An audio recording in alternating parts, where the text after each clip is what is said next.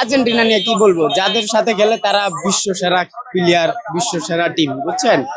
যে এর আগে কে বারদের লগে যে খেলাটা দিছে, ক্লেমন নিয়ে এলো বিরাট কারবার। ইউনিক কোডটি সাবমিট করলে জিততে পারো লক্ষ লক্ষ গিফট। বিস্তারিত ফেসবুক পেজে। বিশ্ব সেরা টিম না তারা? তাদের সাথে দেখছেন আরেকটু হলে শেষ, আরেকটু হলে শেষ।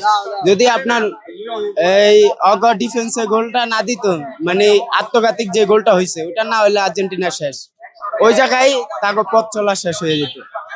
ব্রাজিলের ফ্রান্সের সাথে খেলা পড়লে, আর্জেন্টিনার সাথে খেলা পড়লে জিততে পারবে, কিন্তু ফ্রান্সের সাথে খেলা পড়লে হাড্ডাহাড্ডি হবে। কিন্তু এবার যে ফ্রান্স বেস্ট বেস্ট দিতাছে, এটা মানতে হবে, ফ্রান্স বেস্টটা দিতাছে।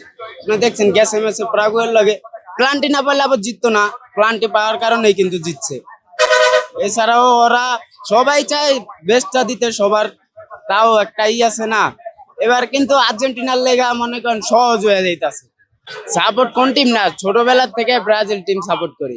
নয়ের সাথে খেলা আলহামদুলিল্লাহ ভালোই করবে, ইনশাল্লাহ ভালো করার চেষ্টা করবে, জিতবে, জিতার চেষ্টাই তো করবে। এখন নকআউটে যখন খেলা, তখন সবাই আপ্রাণ চেষ্টা করবে যে জিতার জন্য, যে সবার ভালোটা দিয়ে খেলার চেষ্টা করবে। ইনশাল্লাহ এবার দেখা যায়, কারণ 2002 সালে একটা জিনিস আপনি অতীত নিয়ে দেখেন, 2002 সালে আমি দেখি না, আমার অত বয়স না 2002 সালের খেলা দেখবো।